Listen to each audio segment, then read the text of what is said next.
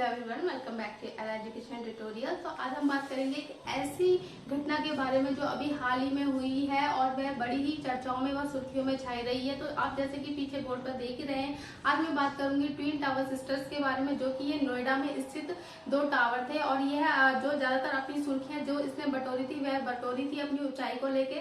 तो ये दोनों टावर थे, ये 40-40 मंजिला के टावर थे और इनका कंपैरिजन जो है कुतुब मीनार के साथ किया जा रहा था, क्योंकि इनकी ऊंचाई जो थी वह कुतुब मीनार से भी ज्यादा ऊंची थी। और दूसरा जो कंपैरिजन किया जा रहा, दूसरी जो बात ये सुर्खियां बटोर रहा है वह यह है कि जो इन दोनों बिल्डिंग्स का जो डिमोलिशन किया गया है, यह अभी तक का इंडिया में सबसे बड़ा डिमोलिशन है। इससे पहले कोई सी भी इतनी बड़ी इमारत का ध्वंस या विनाश नहीं किया गया है। तो ऐसा कौन से कारण रहे होंगे कि जो ये दोनों इमारतों को जो सरकार ने गिराने का आदेश दिया। तो इससे रिलेटेड जो भी बातें थी, जो भी अब क्योंकि यह बिल्डिंग्स हमारे बीच में नहीं रही हैं, तो यह हमारे लिए एक हिस्ट्री बन चुकी है। और इस हिस्ट्री को मुझे लगा कि आप लोगों के साथ शेयर करनी चाहिए। इससे रिलेटेड जो भी फैक्ट्स हैं, जो भी बातें मुझे पता है, मैं आज आपके साथ शेयर करने जा रही हूँ।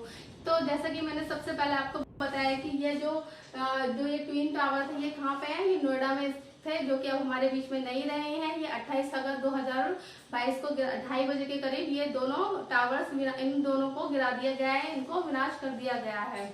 दूसरी बात है कि जो ये ट्विन टावर था, इनका निर्माण किसने करवाया था, तो इनको सुपरटेक कंपनी द्वारा निर्माण किया गया था, बनाया गया था।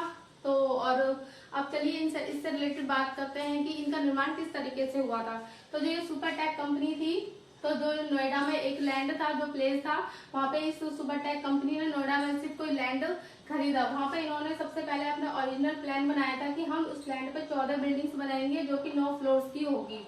उसके बाद जो ये सुपरटेक कंपनी है अपने प्लान में चेंज करती है और कहती है कि हम 15 बिल्डिंग बनाएंगे और 11 फ्लोर्स की बनाएंगे। तो अभी मैं यहाँ पे आपको एक मैप से समझाने की कोशिश करती हूँ, और मेरी ड्राइंग का थोड़ा अवॉइड करना ऐसी है। तो जैसे कि इन्होंने बताया कि अपने प्लान में चेंज किया कि इन्होंने यहाँ पे 15 बिल्डिंग्स बनाने का आइडिया किया कि हम यहाँ पे इस लैंड में 15 बिल्डिंग्स बनाएंगे, ठीक है।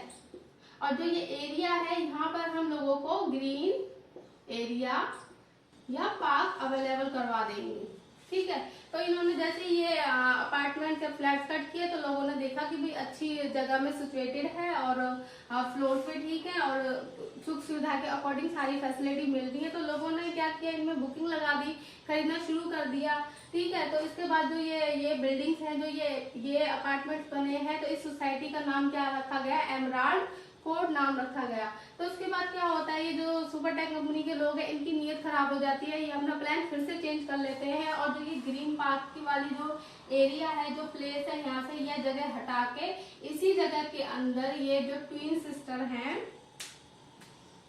जो ट्विन टावर हैं, इन दोनों ट्विन टावर का निर्माण कर देते हैं। और वह भी एक बहुत ऊंची हाइट का, बहुत ऊंचाई को लेकर। और यह कितने फ्लोर्स का बना देते हैं, इसको 40 फ्लोर के 2 टावर खड़े कर देते हैं। अब इस प्रकार से कोई काम इलीगल करेगा तो उसके लिए तो फिर ऑब्जेक्शन उठाया ही जाएगा। तो इसके लिए ऑब्जेक्शन उठाते हैं एमराल्ड कोड के सोसाइटी के लोग, ठीक है। इतनी बात आई होप आपको अभी तक समझ में आ गई होगी।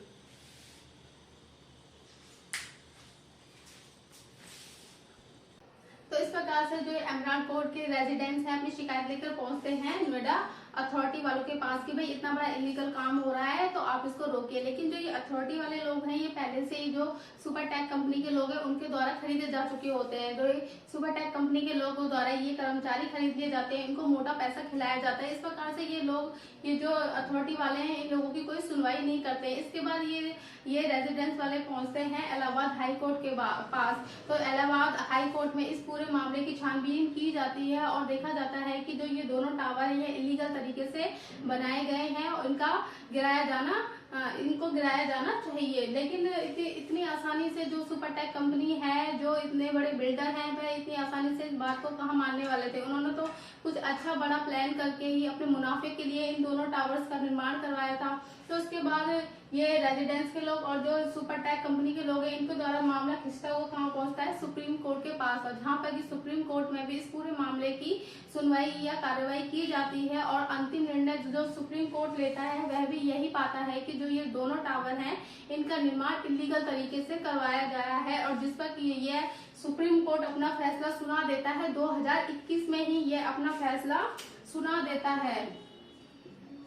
लेकिन इस पर जो पूरा जो ग्रिड तरीके से जो अप्लाई किया गया था जिस पर वह किया गया है अभी हाल ही में 28 अगस्त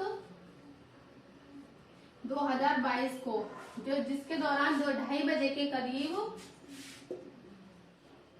इन दोनों टावर्स को गिरा दिया गया। और इस प्रकार से, और ये जो डिमोलिश करने का जो ये काम था इन दोनों बिल्डिंग्स का, यह किया गया था एडिफाइस इंजीनियरिंग कंपनी। यह मुंबई में स्थित एक कंपनी है जो कि बिल्डिंग्स को गिराने का काम करती है, और यह टेक्निक जो यूज करती है वह टेक्निक ये यूज करती है इम्प्लोजन। इस टेक्निक के अंतर्गत जो भी बिल्डिंग जितने स्पेस में खड़ी होती है उसका मलबा सीधा ही उसी स्पेस में गिरता है, जिससे कि जो आसपास की बिल्डिंग्स या अपार्टमेंट्स हैं, जो रिहायशी जो घर हैं, उनको कोई नुकसान ना पहुंचे। और जो इतने बड़े जो टावर्स को खत्म गिराने का काम किया गया था, तो इसमें कम से कम 3500 किलो के करीब जो बारूद था उसका यूज किया गया था, और जो इसको तोड़ने में जो इन दोनों बिल्डिंग्स में गिराने का जो खर्चा आया था उसका हर्जाना भी सुपरटेक कंपनी के ऊपर ही लगाया गया है। इस प्रकार से इलीगल काम करने का जो एक दंड था वह सुपरटेक कंपनी के लोगों को ही भरना पड़ेगा। इस प्रकार से यह बात सिद्ध होती है कि अभी भी मतलब अगर आप कुछ गलत काम करते हो तो उसका नतीजा भी बुरा ही प्राप्त होगा। तो ये थी पूरी कहानी ट्विन टावर सिस्टर की, जो कि अब नोएडा में भी नहीं रही हैं, और इस प्रकार से यह अब एक हिस्ट्री बन जाएगी जिसके बारे में अब क्या होंगी, आगे जाके भी बस बातें ही रह जाएंगी।